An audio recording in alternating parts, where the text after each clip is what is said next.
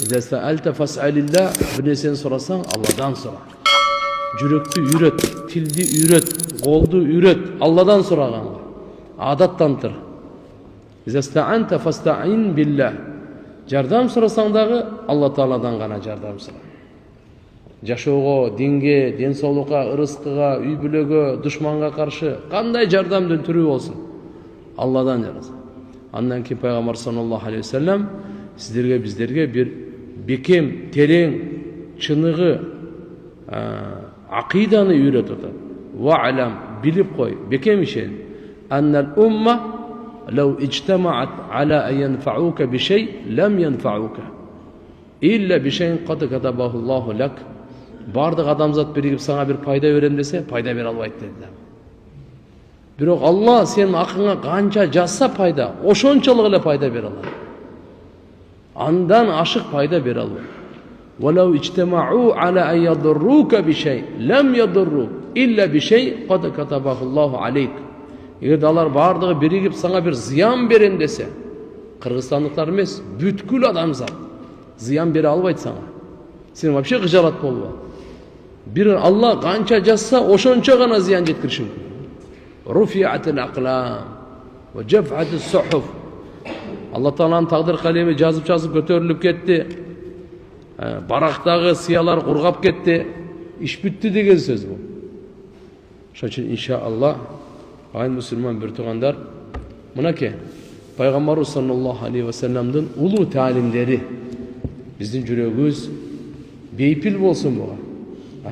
Чыныгы ишеним менен замандын өзгөргөнү, доордун өзгөргөнү андан таасирленбей. Бирөөнү мактаганынан, бирөөнү жамандагынан жок.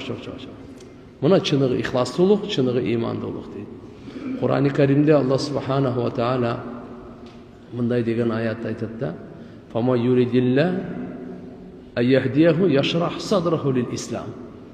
Кимге Алла субханаху ва таала хидаят бергенде кааласа, Алланын казынасындагы эң улуу, эң баалуу белек бул хидаят белеги.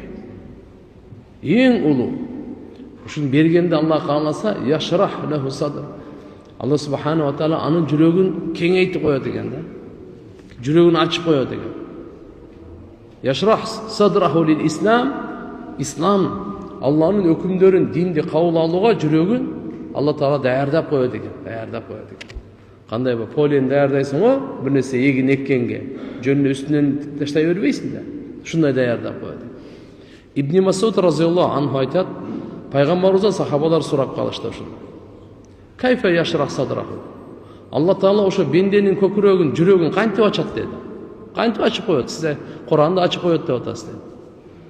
Пайгамбар саллаллаху алейхи вассалам айтты: "Нурун юхдифуху фил қалб." Бул дегени Алла Таала анын жүрөгүнө нур салат деди, имандын нуру салат экен да. Анан сахабалар сурашты: "Я Расулаллах, хал залика мин амара?" Yani alama tu'rafu. Ушун белгимдай биле турган белгилери барбы ошол? Жүрөктө нур барбы, жокпу? Имандын нуру барбы, жокпу? Каяктан билебиз? Пайгамбарыбыз айтты: "Наам" деди. Белгиси бар. 3 белгиси экен да. Эң биринчи ал-инабату ила дарил хулуд. Дарил хулуд түбөлүктүү жай, ахиретке жүрөктүн кайтып туруусу. Ахиретте бейиш да бар, дозок да бар. Мааниси мындай: биринчи кимдин жүрөгүндө имандын нуру болсо, анын биринчи белгиси ушул ал-инабату ила дарил хулуд. Бейишке карай бунун жүрөгү кайтып турат экен да. Устазыбыз айтат эле, ушу сөз, ушул иш менин бейишиме алып барабы, жокпу?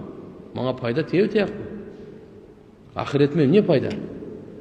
Ошо адам ушу пикирде, ушу камда, ушу ниетте, ушу көз карашта жашап калат экен да. Ар бир сөзүндө, ар бир ишинде. Кандай мамиле кылып атат, башка бирөө менен ибадат кылып атат, жуунуп атат, тазаланып атат, сапар кылып атат, бирөөгө сөз айтып атат, сабыр кылып атат, ар кандай нерсе. Акча таап атат, акча сарптап атат, үй бүлөнү багып атат, ата-энесин жакшы көрүп атат, толтура нерсе. Кандай гана кылбасын, ал бейишин ойлоп калат экен.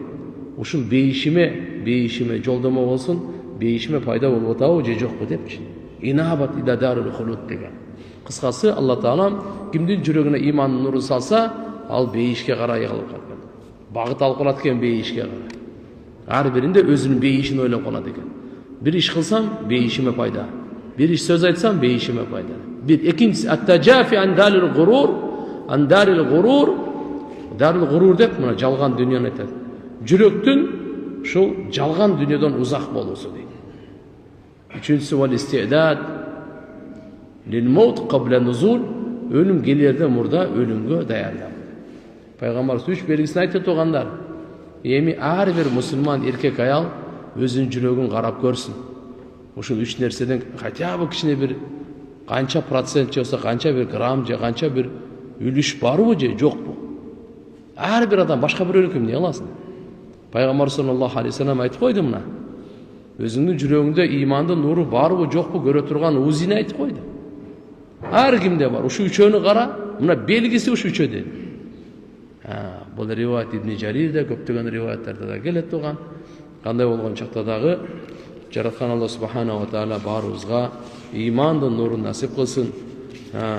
Жүрөгүбүздө Алла таалам өзүн сүйгөнгө, өзүнөн коркконго, Алла тааланын өкүмдөрүн аткарганга өзү баш ийдирсин. Өткөнкү сабакта айттык эле аламил мисал. Кур'ан-ы Каримди окусак, Табарак сүрөсү боюнча кеткен эле. Кур'ан-ы Карим эртеге кыямат күнү шапаат кылуучу болот дедик эле. Кээ бир жерде Бакара сүрөсү менен Али Имран сүрөсү ушундай көлөкө болуп, канаттууларын жайгандай болуп келет деп. Кээ бир жерде кандай болбосун, кылган намазы башында, орозосу оң жагында, зекети сол жагында, кайрымдуулуктары бут жагында, ага эч кандай азапты жакындата койбойт. Табаракта айтканбыз, буну Ибн Масуд разияллаху анху айтат эле, пайгамбарыбыздын доорунда биз буну маниа деп айтат элек. Кабырдын азабынан тосуучу деп Табаракты иншалла жакшы үмүттөбүз. Кудай кааласа баштасаңыздар керек. Өткөнкү сабакта да Кудай кааласа баштайбыз деп ниет кылган элек. Бүгүнкү күндө кандай бир кемчилдик болуп калса, сразу иншалла жоёйлу дагы. Мүлк сүрөсүн окубастан жатпайлы. Пайгамбарыбыз Алиф Лам Танзил, Алиф Лам Сажда, бул китепти, бул сүрөнү Табарак Суратул Мулк, буну да окубастан туруп жатпайт эле, жатпайт эле. Ошондой эле аламил мисалда тугандар туганчылык экен.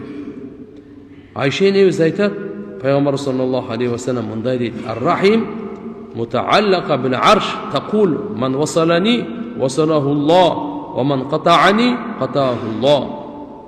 Бухари, Муслимде.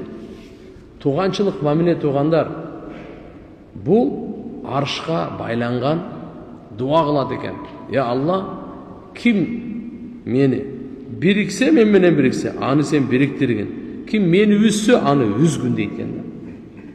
Бул ошол туганчылык мамиле боюнча Алла Таала дагы ваттакуллаха аллази тасаалуна бихи вал архам инналлаха кана алейкум ракиба. Силер Алла Тааладан корккула. Ал тууралуу силер атап Алла Тааланын атын атайсыңар, жана туганчылык мамиледен корккула. Жараткан Алла Тааланын атынан айтып ант ичесиңер, ортого саласыңар. Демек жөндөн жөн эмес. Качан ант ичканда Алла Тааланын атын ар кандай жерге айта бербеш керек. Экинчиси мынакей вал архам, архам туганчылык. Бир тугандарың, атанын тугандары, инеле апаңдын тугандары, ушулардын бардыгын окуу боюнча коркуун Алла Таала көзөмөлдөөчү силерди үстүңөрдөн көзөмөлдөп турат. Абу Хурайра разияллаху анху айтат, жараткан Алла субхана ва таала махлуктарды жаратканда соң ошондо туганчылык айткан экен. Я Алла, мына ушу туганчылыкты үзүп коюудан мен пана тилеймин депчи. Саубан разияллаху анху айтат, пайгамбар саллаллаху алейхи ва саллям айтат, 3 нерсе аршка байланган дейт. Асылып турат экен 3 нерсе. Биринчиси ушу туганчылык дейт. Экинчиси аманат, үчүнчүсү неамат. Туганчылык айтат экен, Аллахума инни бика фала ухта.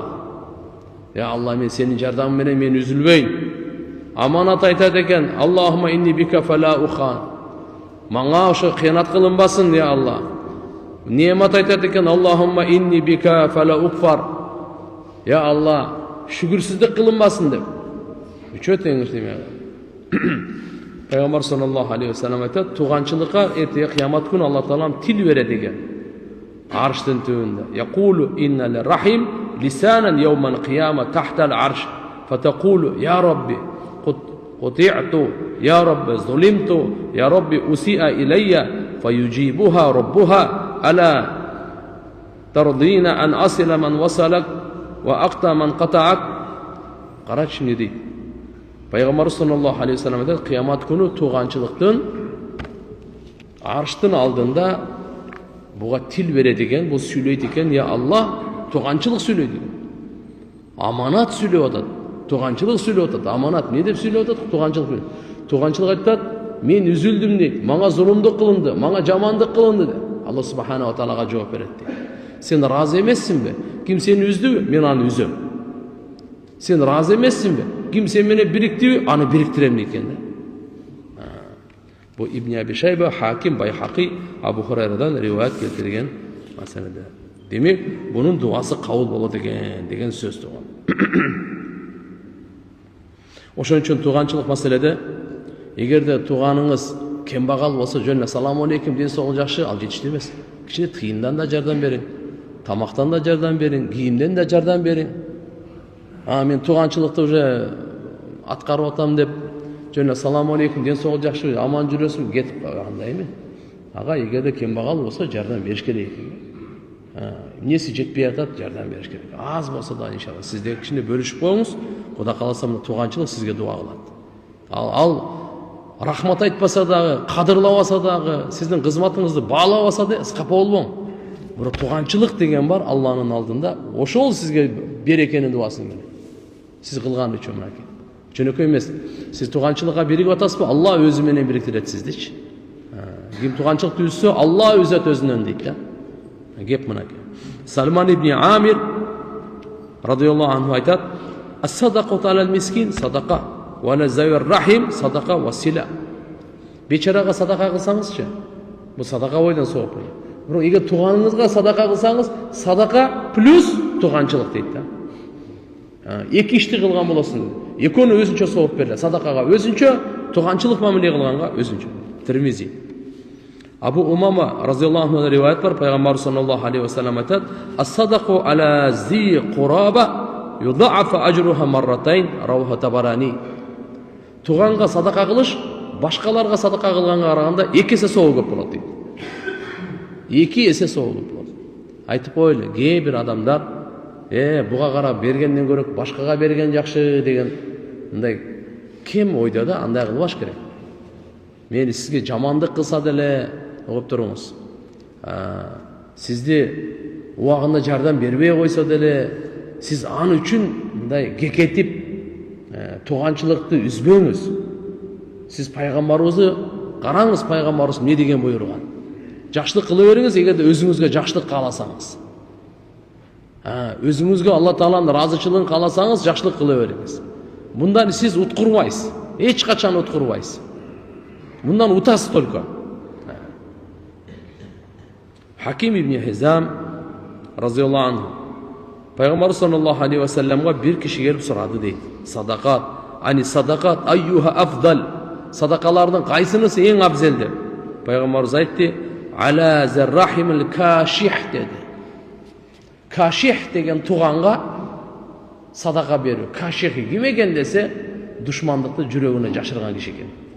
Туған сізге мұндай дұшмандығын сыртта айтпайды, жүрегіне жашырғанда, ошоға садақа бер дейді. Ошо садақаның ең абзел ошол екен. Азыр туғандар қарасаңыз, ұзақта бүгін мамиле туғаншылықта өте ұзап кетті. Жамандықтағы ең бірінші жақындарынан келе баштады. Ол жақсы емес. Ол жақсы емес. Көр албастық жақыннан келе баштады. Бири-бирин қара дуаға салған жақындан, ұзақтан емес. Бізде айтып қойдық қой, бір нәрсе болса, ұзақтан іздебеді. Жақындан тегереңгере қара тауып аласың. Жөн емес да. Шошы иншалла мына қараңыз, туғаншылық мәміле жөнөкөй емес туғандар. Аллахым барыңызға тауфиқ берсін. Пайғамбар саллаллаху алейхи ва саллям бір хадисте мындай дейді: "Ма мин зи рахим яти за рахима فَيَسْأَلُهُ فَضْلًا أَعْطَاهُ اللَّهُ إِيَّهُ فَيَبْخَلُ عَلَيْهِ." Қандай ғана туған болбасын, егерде сізден келіп сұраса, Сіздің ақырқы наныңызды сұрап атқан жері жоқ. Ашықшасын сұрап атады. Сізде бар, қолыңызда бар. Сізде бергенге мүмкіншілігіңіз бар. Ошоны сұрап атады. Ошоны бербей сараңды қылып қойсаң, аны ұғып тұр не болады? Илля ахражаллаху лаху мин жаханнама хайа.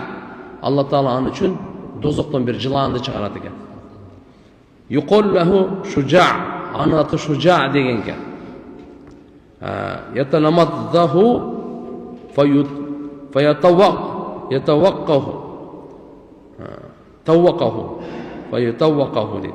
Бұл мындай екен, бұның мағынасы ше, яғни татаум ма ябқа минал фам мин асари таам.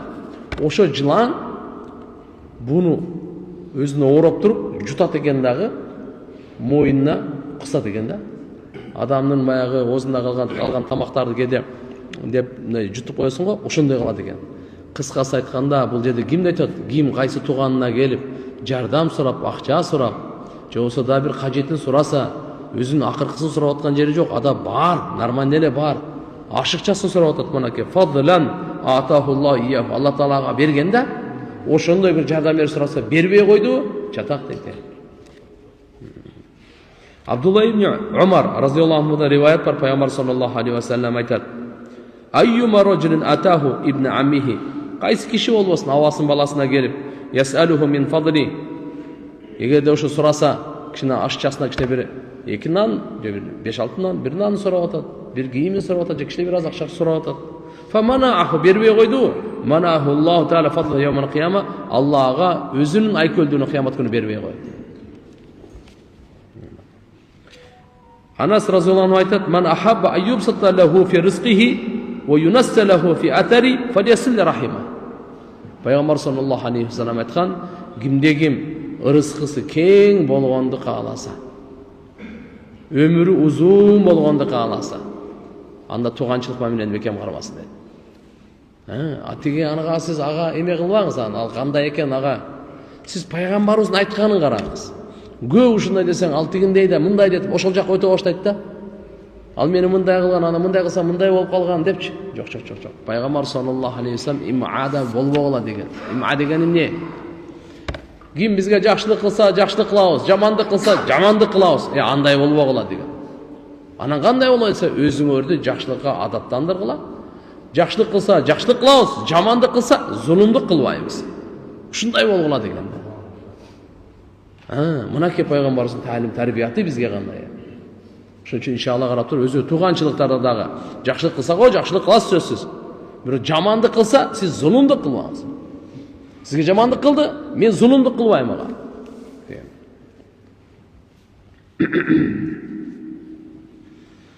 Ла илаха иллаллах. Хазрет Али разияллаху анху айтқан: Ман сарраху айюмидда лаху фи умри ва ювасса лаху фи ризқи ва юдфа анху митатуссу. Ким өмірі ұзын болғанды, рызқысы кең болғанды, жана жаман өлімден сақтанғанды, ушул нерсе аны қуантырса, фалияттақилла валиясил рахима. Алладан тақуалықты тандасын, қорқысындағы туғаншылықты бекем қармасын. Имам Ахмад. Пайғамбар саллаллаху алейхи ва саллям бір хадисте мындай деген: Инна садақа василатур рахим. Садақа беру туғаншылықты бекем қармау. Юзидуллах бихима фил умр. Алла субхана ва таала ушул екі арқылы өмірін көбейтеді екен. Ва ядфа бихима митатуссу. Ушу екі арқылы жаман өлімден сақтайды екен. Ва ядфа бихима макрух вал махзур. Ошондой эле жаман қайғы қырсықтан Алла субхана ва таала ушу екі садақа беру жана туғаншылық мәмілені қармаған арқылы Алла субхана ва таала сақтап қойды екен.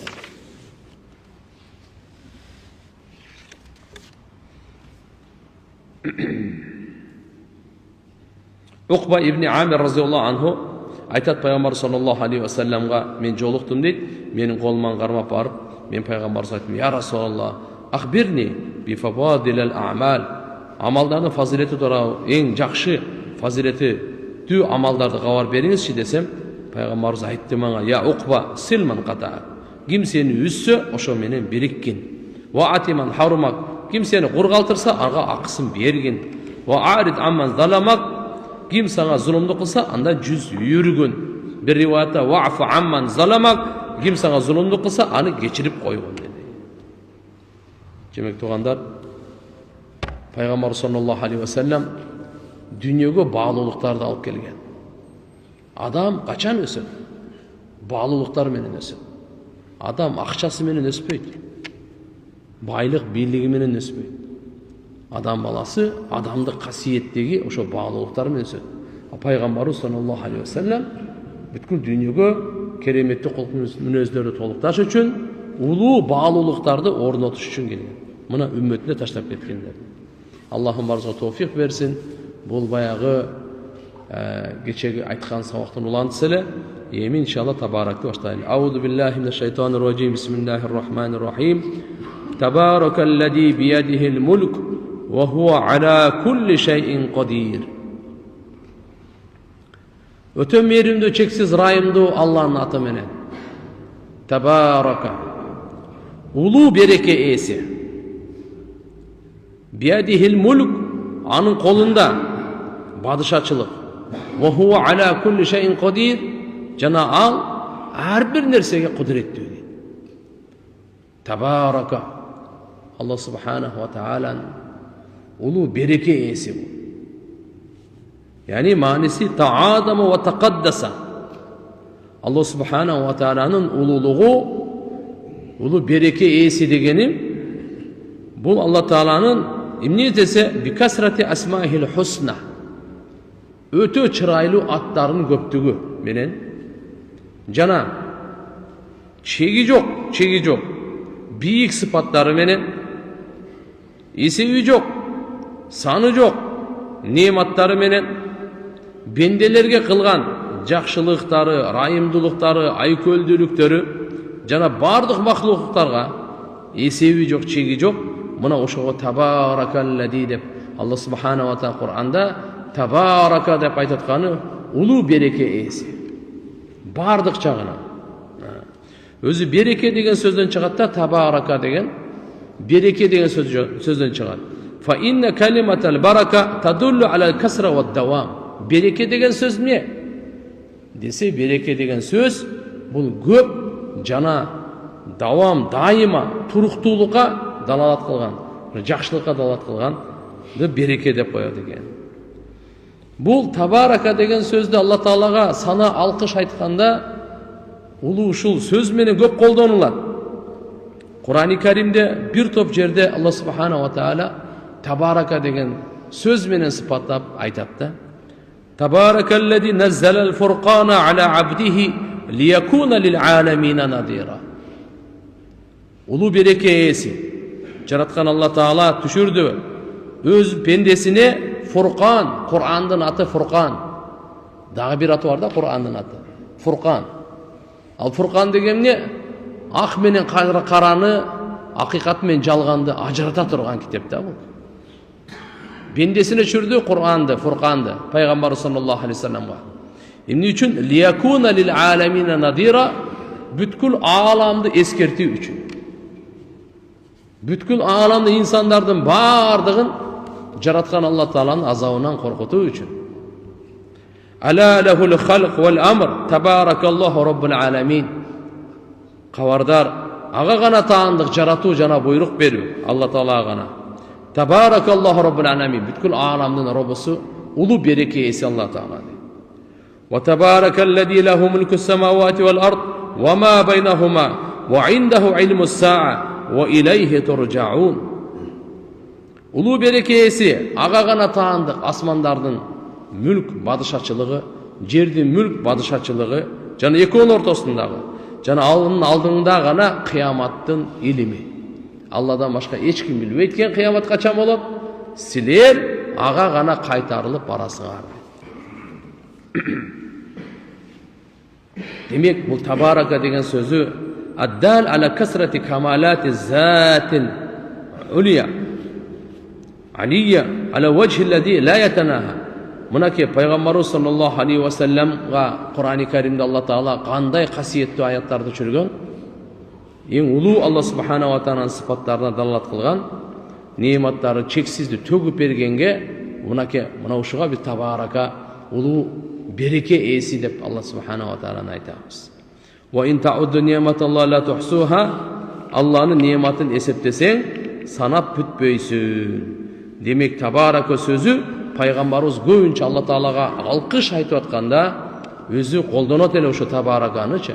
Мисалы, намазды баштаганда деле кол байлаганда Айша энебизден риваят бар, Тирмизи, Абу Дауд экотең риваят келтирет. Субханакаллахумма ва бихамдик ва табаракасмук. Ва табаракасмук деген мынаке. Субханакаллахумма ва бихамдик. Алла арузат. Алла тааланы мен арулайм, ага мактоо айтуу менен биргеликте. Бул бир. Экинчиси ва табаракасмук. Я Алла, сенин атың улуу берекелүү. Bir nesini aytaylı, o da kalsa salsakta da gelir. Allah'ın atının çeki yok. Bir rivayatta gelgen, özgöçü Allah Teala'ga taandık 99 at var diyor. Siz oylap kalmamız 99 mene çektilet dep. Yok. Allah Teala'nın atın çeki yok. Malum, bizge malumatları da var. Bizge malum emes de atları var Allah Teala. Özüne gana taandık, özele bile taandık. Kança atı var, şınığı özele bile. Allah Teala'ga taandık 99 al özgöçü bir jede rivayatta gelinip kalgan atı al. Şunun için inşallah mına jerde Allah Teala ve tabarakasmuk dep aytkanыбыз senin atın öte berekeli, ulu bereken iyesi dep. Ve taala cadduk ve la ilahe gayruk dep. Жараткан Алла субханаху ва тааладан башка эч бир лайыктуу зат жок сыйны. Таала улуу Алла субханаху ва таала. Буда. Hazret Ali разияллаху анху айткан, пайгамбарыбыз саллаллаху алейхи ва саллям качан намазга турганда وجهت وجهي للذي فطر السماوات والأرض حنيفا وما أنا من المشركين إن صلاتي ونسكي ومحياي ومماتي لله رب العالمين لا شريك له وبذلك أمرت وأنا من المسلمين. Peygamberimiz şunu aytetledi deydi. Bunları okusanız böyle, bunu okusanız da болады da sanadaçı. Başka mazhabtalar bunu algan. Demek kol baylaganda bir subhanakallahumma ve bihamdik ve tebarakasmuk ve taala cadduk ve la ilahe gayruk dep kol baylaganda demek şunu sanada okudu. Sana Allah Teala'ga sana alkışlar da aytkan. Şöyle жерде Allah subhanahu Peygamber sallallahu aleyhi ve sellem Allah Teala'nın atın tabaraka dep söz menen alıp kelip atkan. Ruku kılganda Allahümme leke raka'tu ve bike amantu ve leke aslamtu haşaleke sam'i ve basari ve muhi ve admi ve asabi. Peygamber sallallahu aleyhi ve sellem'nin namazı bir başkaça. Biz en kıskarağını alıp koyduğumuz da atama mınal jerdegi kol baylagandağı sanalar bir top uzun sanalar var. Rüküde dağı barganda subhana rabbiyal azim degenden keyin dağı başka dağı duaları var. Başı Peygamberimiz başını götürüp durganda rüküden keyin Allahumma rabbana lekel hamd mil'as semawati ve mil'al ard ve mil'a ma baynahuma ve mil'a ma şi'te min şey'in ba'du. Bunday da dualarda okuytele. Secde kılganda dağı özgöçü. Teşahhütte oturganda Hazreti Ali razıyallahu anh aytat Allahümme gfirli ma qaddamtu ve ma akhartu ve ma asrartu ve ma a'lantu ve ma asraftu ve ma ente a'lamu bihi minni entel muqaddimu ve entel muakhir la ilahe illa ente de. Bu rivayet Müslim'de, Tirmizi'de. Demek gede Peygamberimiz birinci biz aytkandılar okutçular, gede bunu da okuttular. Ekonten okusanız bunu. Cabir razıyallahu anh'ın rivayet Allahümme ahdini li ahsanil a'mal ve ahsanil ahlak la yahdi li ahsaniha illa ente. Baya sana okutkanda Hazreti Ali razıyallahu anh rivayetinde uşu dağı var da toğandar. Ya Allah en keremetli kulkmun özgü bana joldoma ver, hidayat ver. Ağa hiç kim joldoma bere albaydı senden başka degen duada. Uşunu aytutat bu jerde Cabir razıyallahu anh'dan dağı jakşı amaldarga, jakşı münözlerge joldoma ver. Жақшы амалдарға, жақшы мүнөздөргө сенен башка эч ким жолдомо бере албайт деген риваят өзүнчө келет. Аллаху акбар. Мына жерде Пайгамбар саллаллаху алейхи ва саллям сәждада дуа қылады дейді. Аллахумма лака саджадту ва бика аманту ва лака асламту ва анта рабби. Саджада ваджхи лиллади халақаху ва саввараху ва шаққа сам'аху ва басараху. Табаракаллаху ахсанул халиқин. Пайғамбар сәждеге барғанда мынаны қотарып берейін дейді екен, қарап тұрыңыз. Алла, саңа сәжда қылдым, саңа иман келтірдім, саңа мойын сұндым, сен менің робымсың, менің жүзім сәжда қылды. Кімге? Жүзді жаратқан затқа, жана ошол өңді бергенге. Халақаху ва саввараху, жаратып тұрып Алла Таала сүрет берді. Ошоға мен сәжда қылып атам. Ва шаққа сам'аху дегені құлақты тешіген, көзді тешіген дейді. Мұнда четқаны туғандар, субханалла, бір тамчы суда Алла субханаху ва таала жүзді жаратып тұрып, құлағын, көзін тешіп қойды да, ішіне өң болсын деп же. Кейбір адамдар ташты же жығаштымда ойып, көз қылып отпай мұндай қылды. Қаптаны бияқа бұрап тұрып, анан құлағын ойып, бар өздің көзі өзді, құлағы өзді кім ойды? Сәжда қылып отқанда ұшын естеп, Пайғамбар саллаллаху алейхи ва саллям айтады: "Табаракаллаху ахсанул халиқин". Ең чырайлы жаратушы Алла Таала аты берекелі ұлы болсын. Намаздан кейін 3 жол истиғфар қылып не дейміз? Аллахумма антас салам ва минкас салам, табаракта я зал жалали вал икрам. Ұлы береке иесі. Ұлы береке иесі Алла субханаху ва таала. Алла Тааланың лахул асмаул хусна аты ла нихая, аяғы жоқ Алла Таала. Арабтардачы хусна деген сөз бұл осы сиғаты тафзил деп қойды. Жөнлі чырайлы еместе, ең чырайлы аттар Аллаға тағындық. Валиллахил асмаул хусна фад'уху биха. Аллаға ғана тағындық ең чырайлы аттар, ошо менен Аллаға чақырғыла. Алла Тааланы ошо менен чақырғыла, ошо менен Аллаға қайрыла дейді. Жаратқан Алла Тааланы чырайлы аттар. О, жаратушы. Бұл бір аты. Мухи, өмір беруші. Бір аты өзінше. Товбаларды қабыл қылушы. Әр бірін. Ибн Масуд разияллаху анху айтқан, Пайғамбар саллаллаху алейхи ва саллям: "Ма асаба ахадан қатту хаммун вала хазанун".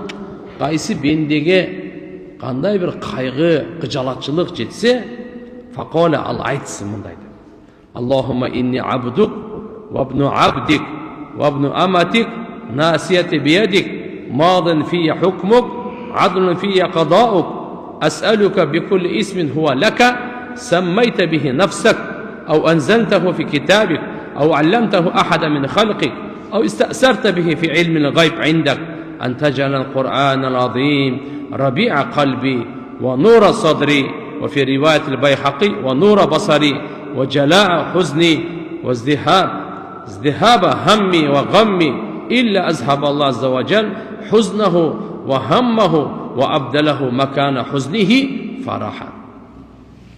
Адам баласында ем баруыз әлі, кейде ғыжалат болауыз, кейде қайғырауыз.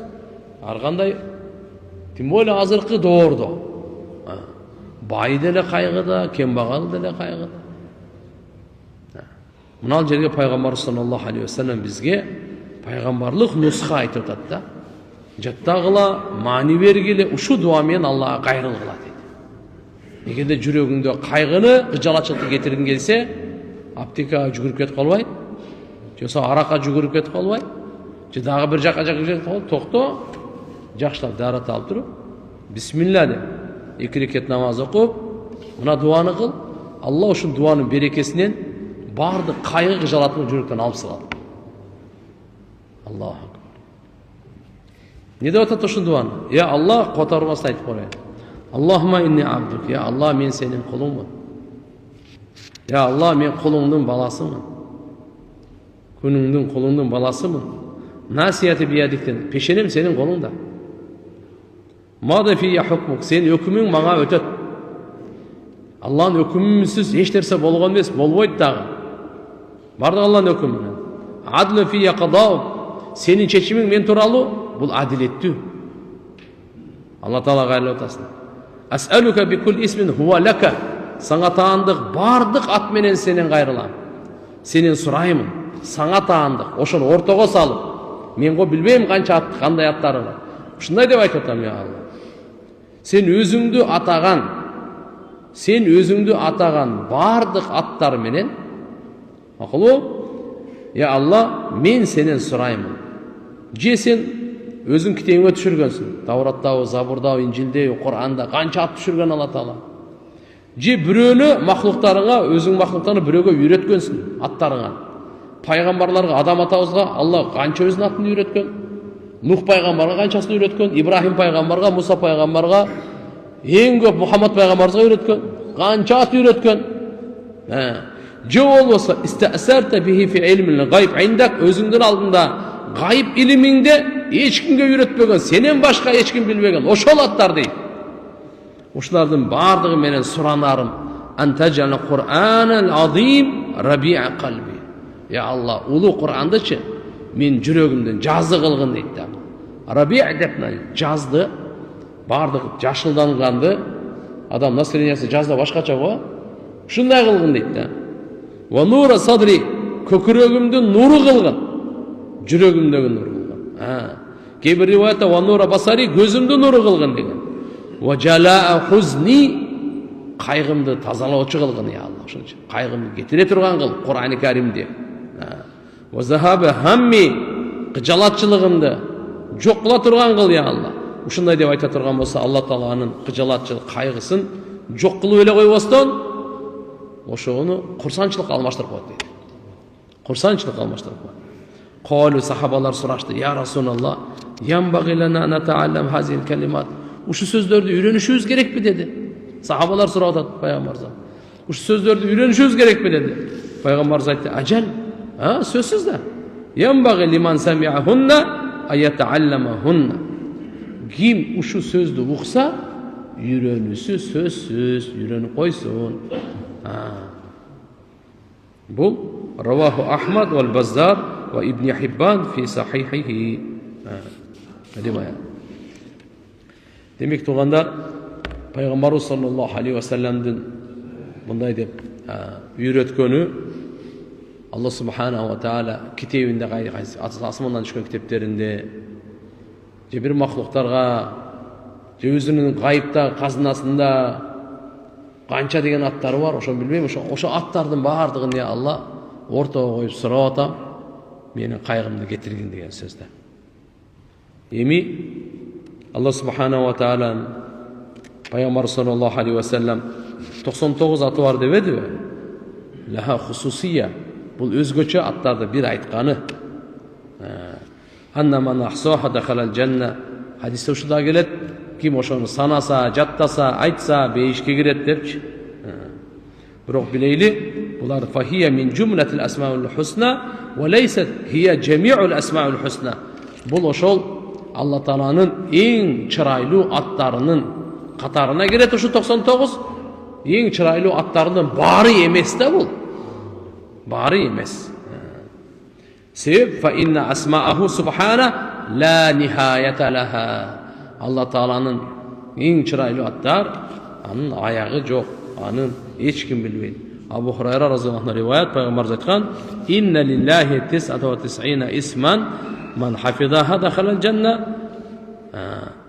Ким ушу 99 атын, Алла Тааланын атын жаттаса, бейишке кирет дейт. Бир риваятта ман ахсаха дахалал жанна. Ким аны жаттабай эсептеп чыкса, мынал деп бейишке кирет. Дагы жеңил кылып койду. Ошон үчүн бир мынакей Тирмизинин риваятында келет тугандар, валлаху аллади ла илаха илля хуар рахманур рахим. الملك القدوس السلام المؤمن المهيمن العزيز الجبار المتكبر الخالق البارئ المصور الغفار القهار الوهاب الرزاق الفتاح العليم القابض الباسط الخافض الرافع المعز المذل السميع البصير الحكم العدل اللطيف الخبير الحليم العظيم الغفور الشكور العلي الكبير الحفيظ المقيت الحسيب الجليل الكريم الرقيب المجيب الواسع الحكيم الودود المجيد الباعث الشهيد الحق الوكيل القوي المتين الولي الحميد المحسن المبدئ المعيد المحيي المميت الحي القيوم الواجد الماجد الواحد الأحد الصمد القادر المقتدر المقدم المؤخر الأول الآخر الظاهر الباطن الوالي المتعال البر التواب المنتقم العفو الرؤوف مالك الملك ذو الجلال والإكرام المقسط الجامع الغني المغني المانع الضار النافع النور الهادي البديع الباقي الوارث الرشيد الصبور. Bunu mınday dele eме kılsanız болады. Екі түрі бар. Жөн эле санайсыз ғой мындай. Санагандай кылыпчы. Азыркындай Валлаху лади ла илаха иллаху деп баштагандан кийин Ар-Рахман, Ар-Рахим азмен сиздерге санап берген. Жол болсо ушунун сөздүн алдына я дегенди кошуп. Я Рахман, Я Рахим депчи. Андай отурган болсо бул дуада болуп калат. Зикирда болуп калат, нидада болуп калат да. Эгер ушундай кылып кайрыла турган болсоңуз, ар биринечи акырына я сабур деп. Бирок ошо яны кошотканда алды кошулбайт. Я Тавваб, Я Раззак, Я Рахим, Я Мубди, Я Мухи, Я Хай, Я Кайюм деп эле мындай кайрылат. Эгерде жөнү санасаңыз, анда алиф лам менен Ал-Хайю, Ал-Кайюм, Ал-Аввалу, Ал-Ахиру, Ал-Захиру, Ал-Батину. Ананда алды кошуп неме кылат. А экинчисинде эгерде я деп, я деген о деген сөз да. О Алла, о жарат. Анда яны кошсоңуз жөнөкөй неме кыласыз, я. Бул Алла субхана ва тааланын 99 эң чырайлуу аттары. Ким ушу менен дуа кылса, дуа сөз кабыл болот деген да. Кандай дуаңыз бар, кандай тилегиңиз бар? Кичине шашылбаңыз, даратталып шашылып, ар бирине иншалла маани берип, Кудай калса котормолор деле чыгып калган. Болсо котормону билбесеңиз деле зарыл деле эмес мисалы. Бирок негизи мынага ушу аттарды атабаңыз да. Андан кийин иншалла Кудай калса дуа кылсаңыз, дуанын кабыл болуусунда шек жок. Байхакидин риваятында Айша энебизден риваят келет. Айша энебиз мындай деди, пайгамбарыбызга кайрылды. Я Расулаллах, аллимни исмаллахи аллази иза ду'ия бихи ажа. Мага ушундай бир атты үйрөтпейсизби? Алла тааланын улуу атын. Ошо менен дуа кылынса сөз кабыл болот. Пайгамбар саллаллаху алейхи ва саллям Айша энебизге айтты: "Куми фатаваддаи вадхули масжид фасалли ракатайн сумма дуа." Тур дагы бар, тарат ал, мечитке кир. Мечитке кир деген эмес, бул аял кишиге Пайгамбар саллаллаху алейхи ва саллям өзү мечитте намаз окуй турган жайына деген. Да, 2 рекет намаз оку dedi. Андан кийин дуа кыл. Вадуи. Анан дуа кыл. Мен угайын dedi пайгамбарыбыз. Хатта асма. Айша энебиз айтат, "Фафаалту", мен ушундай кылдым. Пайгамбарыбыз айтканда турдум дагы, дарат алдым. Намаз окуй турган жерге келдим, 2 рекет намаз окудум. Фаламма жаласту лид-дуа, дуага отурдум дейт. Дуа кылганга отуруп, Пайгамбар саллаллаху алейхи ва саллям мындай деди дейт. Аллахумма ваффиқха, я Алла, Айшага товфиқ бер деди.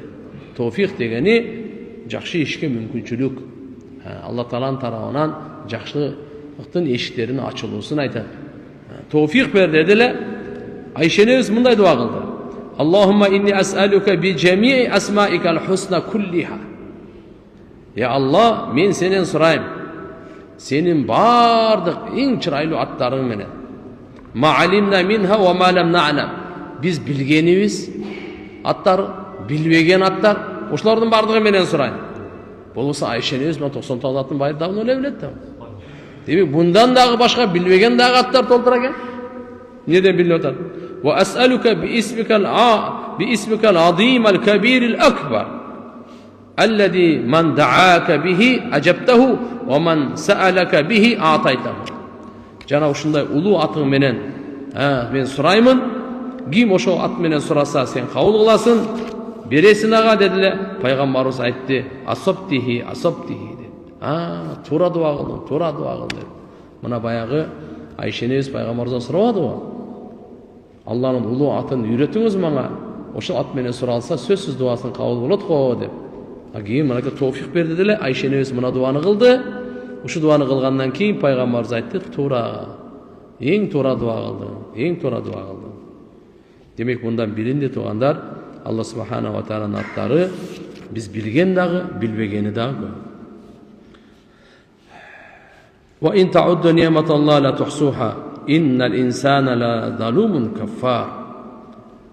Бул жерде Алланын нематтарын эсептесең санап бүтпөйсүн деген аят Кур'ан-ы Каримде эки жерде келет да. Бири мына. Эгер сен Алланын нематын эсептесең санап бүтпөйсүн, албетте инсан өз жанына залым, жана шүгүрсүз дейт. Экинчи жерде айтат: "Ва ин та'удду ни'маталлахи ла тухсуха инналлаха лагафур рахим." Албетте Алла субхана ва таала кечиримдүү, райымдуу дейт. Демек, менделер Алла Таалага шүгүр кылууда кемчилдик кетирген болсо, истигфар кылсын. Алла субхана ва таала кечирип, райымына бөлөйт. Пайгамбар саллаллаху алейхи ва саллям Муаз разияллаху анху айтат: Алла Тааланын табарака деген сөзүн, мына ушу сыпатты көп жерде санада, дуада, таргиб, баянда кошуп айтат эле дейт. Ошонун бириси ушул: Яқулуллаху табарака ва таала. Мына пайгамбарыбыз айтат. Алла Таала дейли, Алла табарака ва таала айтат дейт. Эмне деп айтат? Ваджабат мухаббати лил мутахабина фия вал мутажалисина фия вал мутазавирина фия вал мутабазилина фия. Раваху Малик. Алла Таала менин мухаббатым важип болду. Ким мен үчүн бири-бирин жакшы көрүшсө, мен үчүн бири-бирин жакшы көрүшсө, ошолорго менин мухаббатым важип дейт. Мен үчүн отурушса, мен үчүн бири-бирин зиярат кылышса, ошолорго менин мухаббатым важип. Мен үчүн бири-бирине жардам берип жүрүшсө, ошолорго менин мухаббатым важип.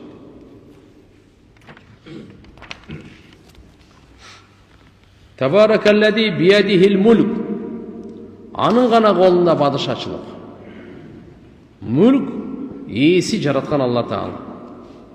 Биядихи ат-тасарруф там, мутлак дегени, мүлк деген ушу туган, ал өзү башкарат толугу менен. Ан-нафис фи жами махлукатихи, бардык махлуктарда жүргүзүүчү өзү. Кандай өзүнүн каалоосуна жараша, данышмандыгына жараша, буйругуна жараша, бунда Алла Тааланын шериги жок. Ошон үчүн айтат тугандар, Алла бул ааламды өз каалоосу менен жаратып жүргүзүп атат, каалоосунда шерик жок. Өз буйругу менен жаратып жүргүзүп атат, буйругунда шерик жок. Жараткан Алла субхана ва таала. Данышмандыгында шерик жок Алла субхана. Ошон үчүн мынакей биядихил мулк деп, табаракаллади биядихил мулк. Алла субхана ва таала өтө береке, улуу ээси. Ага далил эмнесе? Биядихил мулк. Бардык мүлк ошонуку. Асман ошонуку. Жер ошонуку. Бардык асмандагы, жердеги бардыгы. Ай, күн, бардык жылдыздар Алла Тааланыкы. Бейиш дагы, дозок дагы аныкы. Инна лилла, биз дагы Алла Таалага таандыкпыз. Ва инна илайхи раджиун, биз дагы эртеге кеч кайтып барабыз. Бардыгы жараткан Алла субхана таала мүлкү. Мындайча айтканда, чыныгы милкият бар го, ээликчи Алланыкы. Бизге бендеге бу дүйнөдө утурумдук ээлик берген. Мына 5 сотикке сен хозяинсиң депчи. Түшүнөсүңөрбү? Мына 1 гектарга сен хозяинсиң деп, мына ээсиң деп, бу временный Алла Тааланын тарабынан сыноо үчүн мындай берилген. Бирок сиз чыныгы ээси эмессиз. Бул гектар жер бар эле, бирок сиз жок элеңиз. Же бар белеңиз? Мүмкүн барлар азман айтса болот. Мен бар элем деп. Чынды? Азыр мен сиздин 100 гектар алмаңыз бар. Так, хорошо. Мен айтып атам, бул сиздики эмес деп. Сиз айтасыз меники деп. Экөөбүз талашпайт. Мен айтам, чыныгы ээлик Алланыкы деп атам. Сиз кичине сынаш үчүн сизди жакшы көрөт экен, бирок берип турду да, эмне кылар экен депчи. Кандай иштетер экен, каяка барар экен деп Алла Таалам карап турат. Кутурабы же шүгүр кылабы деп карап турат да Алла Таала. Кара, ыктыярды дагы, сыноону да берүүчү өзү. Бендеге Алла ыктыяр берген. Берүүчү ыктыярды өзү, сыноону алуучу өзү. Кааласаң ыйманды танда, кааласаң капырлыкты танда. Бирок мен сени сынайм. Ошон үчүн иншалла мына мүлк туган жакшынакай эле моюнга алып коюш керек да. Алланыкы ооба деп эле хоп деп коюш керек да. Айтат го, эмне арзан, хоп арзан дейт го. Жөн эле, мен Аллага таандыкмын. Менде эмне нерсе бар, меники эмес, Алланыкы. Азыр мен кичине ээлик кылып атам, бул мага временный. Таштап кетесиң. Чагал каласың. Таштап кетебиз да. Ушу дүйнөгө чейин канча кетсе бирөө алып кеткен жок, бир нерсени алып кеткен жок. Алып кете албайт да. Мүмкүнчүлүк бергенде аракет кылышы да мүмкүн эле. Бирок Алла ушундай тартипти түзүп койгон, эчтекени алып кете албайсың. Эчтекени алып кете албайсың. Ниеттеринде бар эле алып кеткенге көп. Алып кете албайт. Эчтекени алып кете. Зулкарнайн тууралуу айтылат го. Ал да бүткүл аламдын бадышасы болгон да. Бирок ыймандуу бадыша болгон. Айткан да, өлгөндө табуттан мен колуму кепинден чыгарып койгула эки жак деп. Өтө чоң насаат айтып кеткен экен. Бардык бийлерге, байларга, бардык адамдарга. Бүткүл дүйнөнү кармаган Зулкарнайн деп ушуну айтат. Чыгыштан батышка чейин кармаганды Зулкарнайн дейт.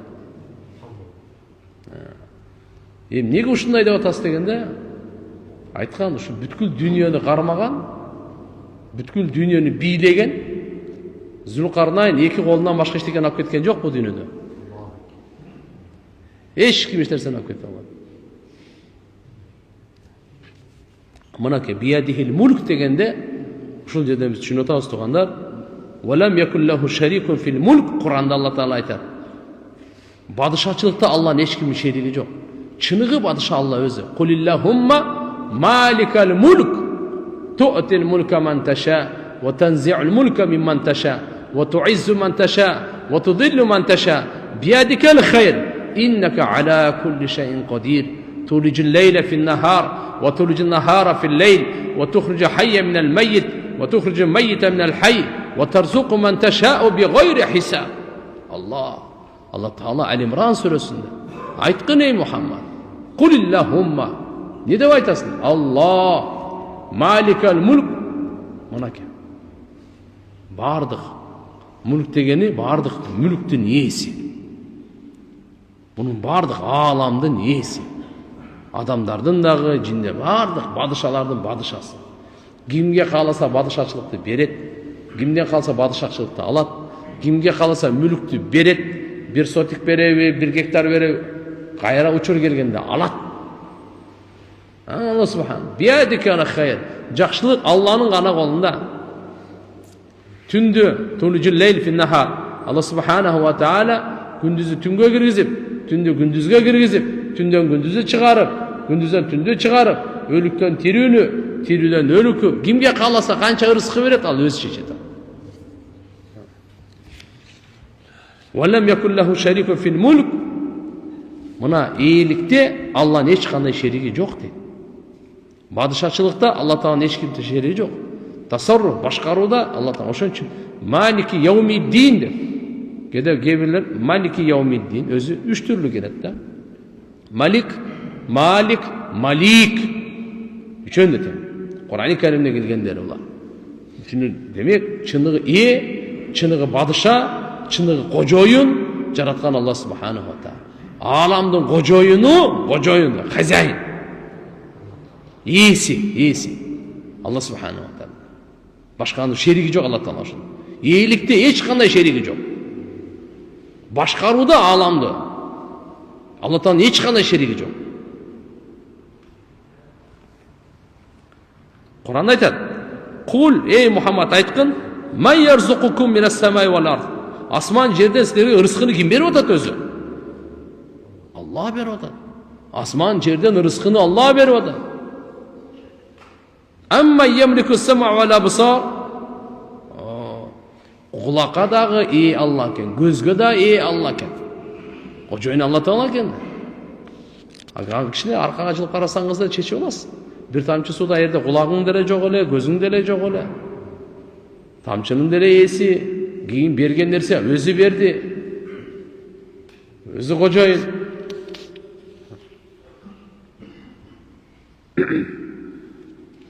Демек бардығы Алла бадыша, қалғаны бардық мақлуқ Алла Тағаланың құлы. Барды Алла Субхана ва Тағаланың құлы.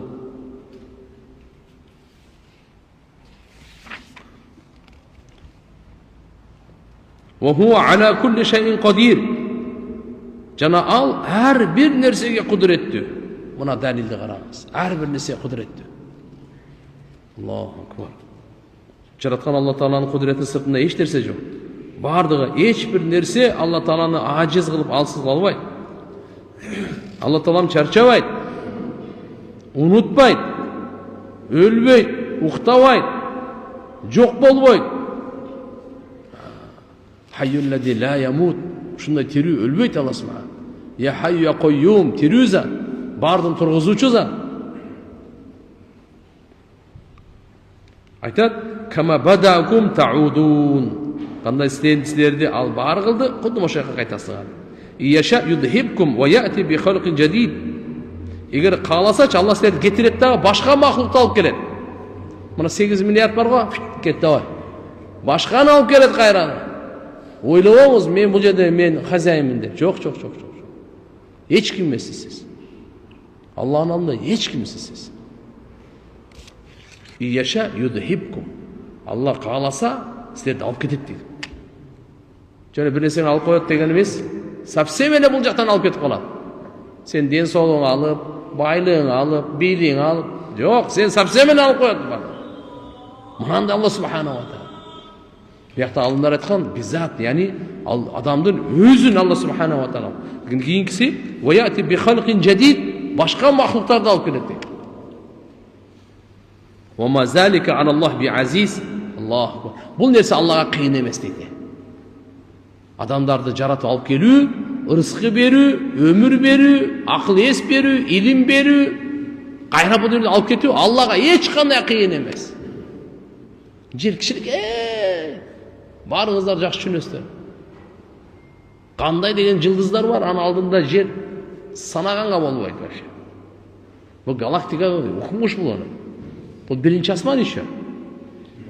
Жердің үстінде біз қанша тұрамыз? Алып қайра алып келіп қойшы. Ма халқукум ва ла бa'сукум илля ка нафсин вахида. Инна Аллаха самиун басир. Жарапты қою, қайра жоқ қылып терілтіп қою. Жаратқан Алла Субханаху ва Тағалаға бір дем сияқты, бір жан сияқты. Алла Тағала учу басир дейді. Қараңыз туғандар, мұнаке ва хуа ала кулли шайин қадир. Алла Тағала әр бір нәрсеге құдіретті зат. Құдіретінен сыртқа қарамас иншалла. Өзінің құдіреті менен адам баласына жақсылық қалап, райымы менен бақтылы болсын деп асманнан кітептерді түсірді, пайғамбарларды жіберді. Райымы? Алланың райымы.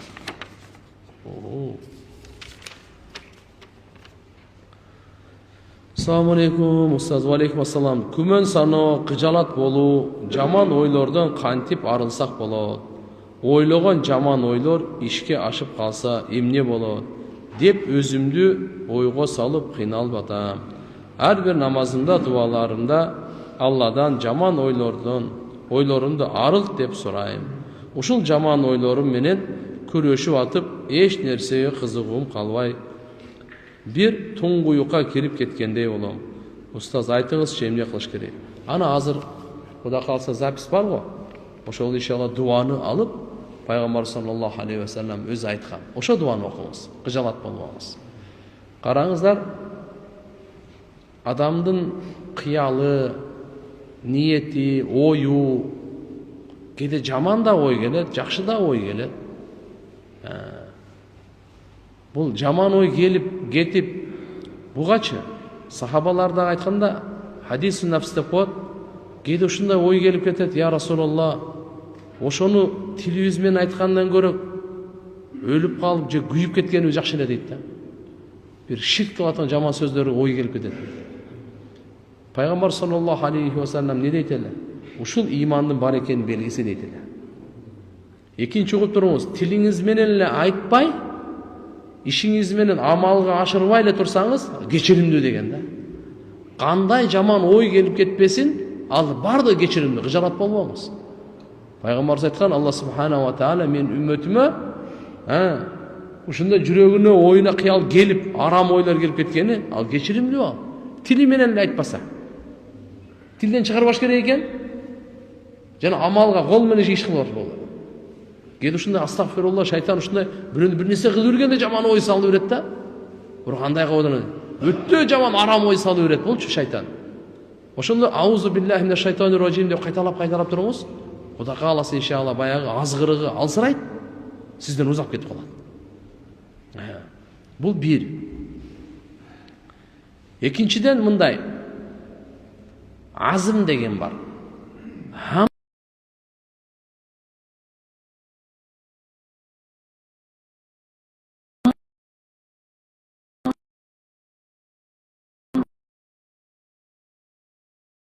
İkincisi hatir, üçüncüsü hadis-i nafs, dördüncüsü ham, beşincisi azm.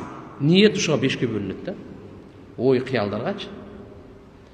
Birinci eko gelip, tezle gelip, turmayla ketip kalat. Jaman oy geldi, ketti. İkincisi biraz turup, anan ketip. Makul bu? Bular ekoda hiç kanday neme yok. Üçüncüsü, çineye turup kalat da. Oşoğana sahabalar aytkanı. Dördüncüsü ham depot, ham degen bu niyet. Пайгамбарыбыз айтты саллаллаху алейхи ва саллям, ким жакшылыкка ниет кылса, макулбу? Ага бир савап берилет. Ишке ашырса 10дон 700гө чейин, андан да көбөйт бере берет. Ким жамандыкка ниет кылса, ман хамма саййатан, жамандыкка ниет кылса, андан кийин аны кылбай таштап койсо, бир толук савап берилет. Эгерде кыла турган болсо, бир күнөө жазылат дейт. Бул хамга. Угуп алыңыз, хамга. Beşincisi azım деп koyar. Егерде bir adam gününü bekem жүрөктөн чечти, ниет кылды. Мен бәрібір bunu кылам dedi. Бирок кылганга мүмкүнчүлүк болбой калды. Күнөө кылгандай жазылат буга. Күнөө кылгандай жазылат. Бир биринчи азыркы хамда андай жазылбайт эле. Бирок күнөөгө ниет кылды, арамга ниет кылды. Макулбу? Бирок ошону кайра таштап койду. Күнөөгө ниет кылса, күнөө жазылбайт. Жакшылыкка ниет кылса, жакшылык жазылат. Савап жазылат да, бир савап жазылат. Бирок азыр кайсы бул азымдан башка, жакшы түшүнүп алыңыз. Азым дегени жүрөктөн чечкенди айтат. Все деден аны. Жүрөктөн чечкенди айтат, жүрөктөн чечкенди. Бир азым мисалы хамга кандай кылды? Ушуну бетке бир чапсамбы деп ниет кылды да. Я койчу. Бир савап жазылат бугачы сразу. Түшүктүбү? Таштап койгон үчүн. Таштап койгон үчүн. Бирок бул азыркы хам дегени азымдай чечкиндүү ниет эмес бул. Азымда болсо ал чечкиндүү ниет туган. Эгерде Кудай сактасын азыр айтып аткандай арамды бекем чечкиндүү ниет кылып атат, макулбу? Ошону кыла албай калды, возможность болбой калды. Сөйрөнө кылды деген күндө жазылат дейт да. Ошо Кудайым баары сактасын, кыскасы хам менен азым деп түшүнүп алыңыз. Хамдан азым экөө тең. Эгерде жакшылыкка ниет кылсаңыз соо жазылат. Эгерде жамандык ниет кыла турган болсо хамда жазылбайт, азымда жазылат. Ушунча айырмасы бар. Азым деген жүрөктөн чечим чыгаруу. Куранда Алла субхана ва тааля Адам алейхиссалам тууралуу мындай дейт да. Лам наджид лаху азма. Адам алейхиссалам бейиштеги даракка жакындаган ниети жок эле, бирок азым тапкан жокпуз дейт Алла таала. Мааниси кандай? Жүрөктөн чечкен эмес экенде мен буга жакындабайм депчи. Ошон үчүн жакындап алган да. Чындасарбы? Азым деген башка нерсе бул.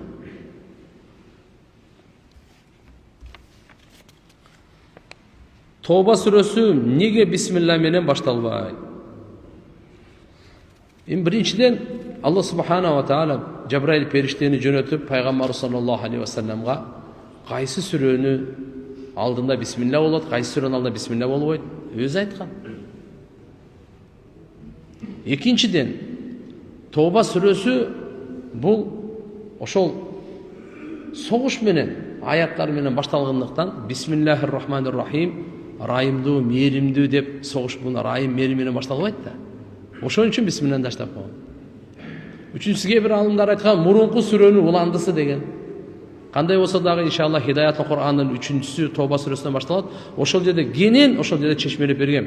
Ошо жазып алымдардын немелерин которуп, иншалла ким ошого кенен бир маалымат илим алам десе, Хидаятул Кур'анды окуп көрсүн, иншалла табат бардыгын иншалла. Албетте, эгерде жогору жактан окуп келаткан болсоңуз, Тоба сүрөсү анда мурдагы, анда сиз сөз бисмиллахсыз окуйсуз. Эгерде аузу деп баштагандан кийин эле Тоба сүрөсүнөн баштасаңыз, анда бисмиллахны окуйсуз. Ошо. Жаназа намазынын 4-чү такбиринде колду байлап салем беремизби, же колду түсүрүппү де? Жок, кадимкидей эле мисалы жаназада 4 такбир кылабыз, 4 такбирден кийин салам алейкум, анан кол түшүрөбүз. Кээ бирлер ушундай болгон, салам алейкум, оң колду, алейкум жака сол колду. Мындай жок нерсе. Саудияга барсаңыз, Мекке, Мединада машалла салам алейкум бир деле айтып коет, болду. Экинчи салам деле жок. Бирок кол бизде байлап, 2 салам бергенден кийин анан түшүрөбүз. Юридикалык кызмат көрсөтүп иштейбиз. Атасы уулуна алимент төлөбөй жүргөн болот. Кыргыз Республикасынын үй бүлөлүк кодекси боюнча алимент төлөөдөн баш тартып жүрсө, аны сот аркылуу үстөк пайызы менен өндүрүп алуу мүмкүнчүлүгү бар. Атасынын баласына алиментти үстөк пайызы менен өндүрүп жатсак, атасы телефон чалып бизге айтат: "Пайыз деген бул исламда арам. Үстөк пайызды төлөбөйм. Негизи төлөнбөй келген сумманы берем" деп. Ошол үстөк пайызы арам болобу же жокпу ислам боюнча? Буну ушул үстөк пайызы арам экенин билет, алимент төлөбөй койгон адал беле ага. Төлөп койбойбу анан? Сага үстөк дегем эч ким койбойт. Сен убагында эле төлөп кой. Мыйзамды сыйла. Өзү ол мыйзамга жеткирбей беришиң керек. Алимент менен маселе чечилбейт. Дагы сен мына мыйзамга шүгүр кыл. Ал аз, чын айтканда, атак ошо бала кыз атаныкы.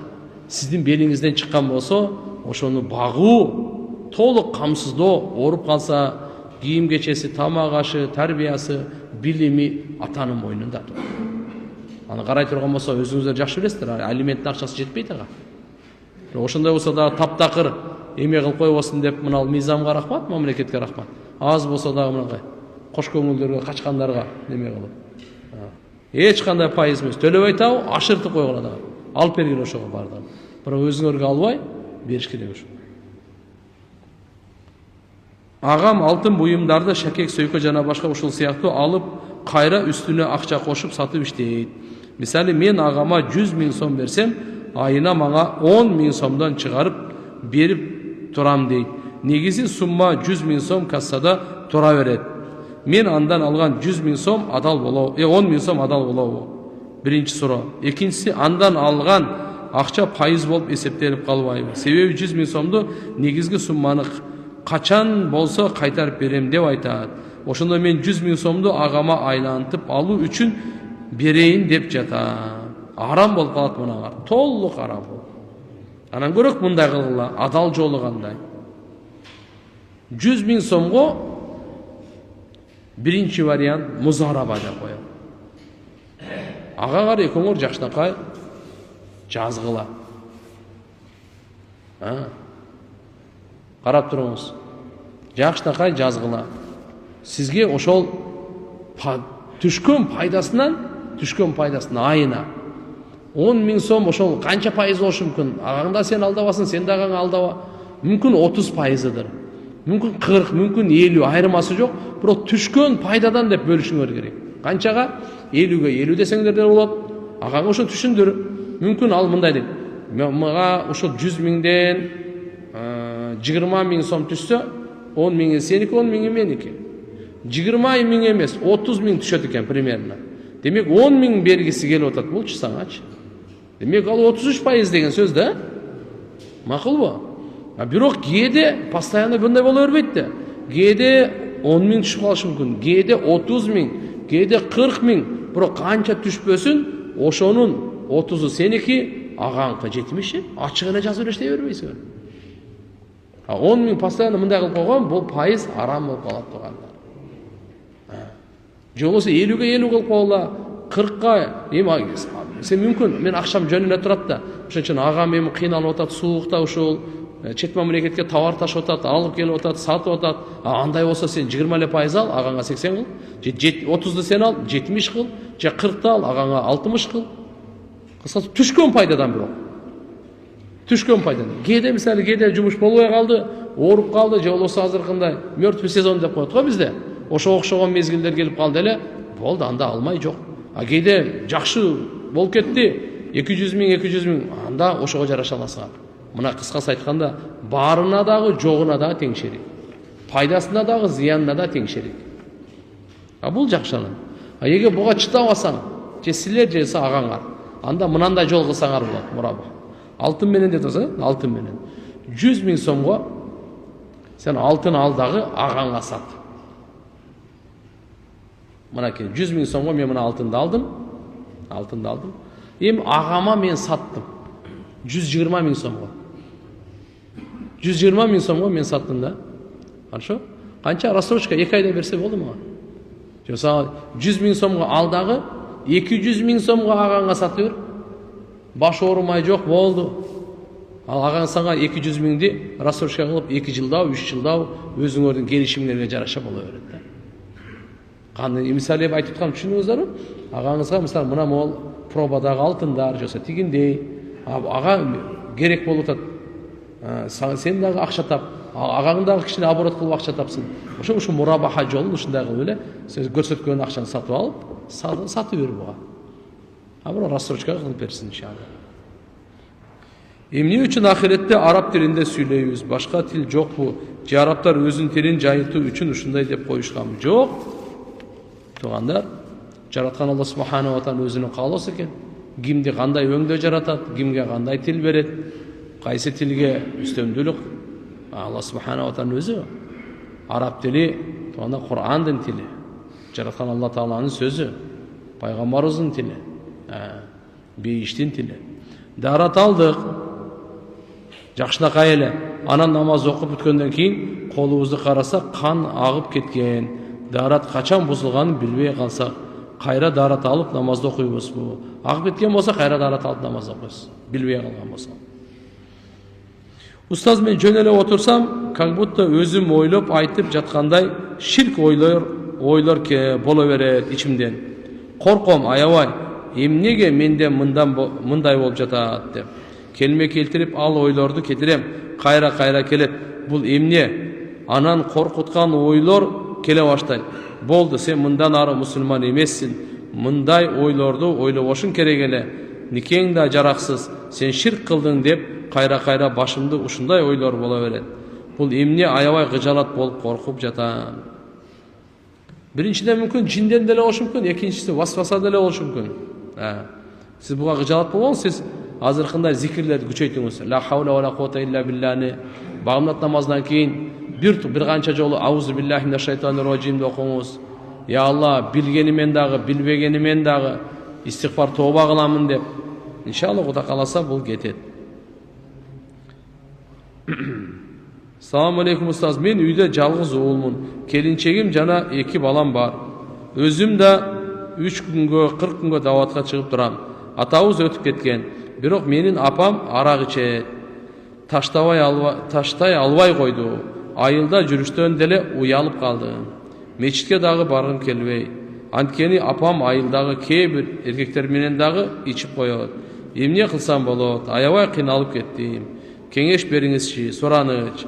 Ушундай энелерге насаатыңызды айтып коюңузчу. Жамаат менен апама жакшы дуа кылып бериңиздерди суранам.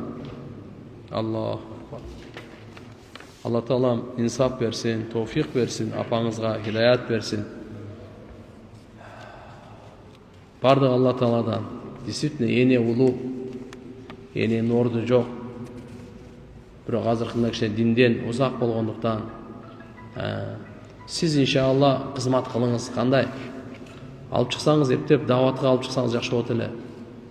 Барып ошол соо кезинде жакшы кызмат кылып курсагын тогозуп, жакшы белек берип, ага чейин 2 рекет кажет окуп, тажид окуп, Алладан дуа ыйлап сурап.